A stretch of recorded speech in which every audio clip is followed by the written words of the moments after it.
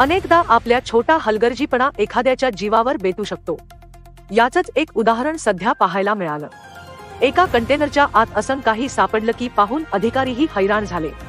या कंटेनरमधून विचित्र आवाज येत होता, पण या कंटेनरमध्ये असं काही असेल याचा कोणी स्वप्नातही विचार केला नसेल। जेव्हा हा कंटेनर उघडण्यात आला तेव्हा अधिकाऱ्यांना त्यांच्या समोर जे होतं त्यावर विश्वासच बसत नव्हता। या कंटेनरच्या आत एक महिला होती। ही महिला या कंटेनरमध्ये अडकून पडली होती।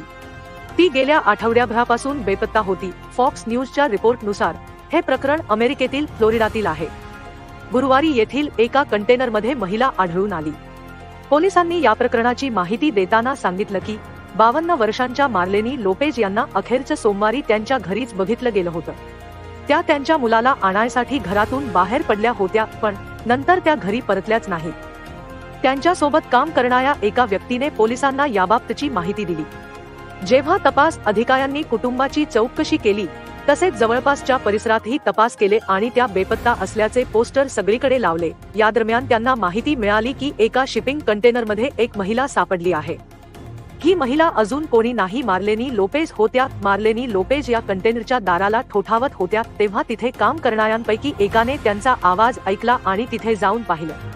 कंटेनरचं दार उघडताच समोरील दृश्य पाहून अधिकाऱ्यांना आपल्या डोळ्यावर विश्वास बसला नाही। आठवड्याभरापासून बेपत्ता असलेल्या मार्लेनी लोपेज या कंटेनरमध्ये कशा गेल्या असाच प्रश्न सर्वांना पडला होता। त्या या कंटेनरमध्ये कशा आणि कधी फसल्या याचा तपास सध्या पोलीस करत आहेत।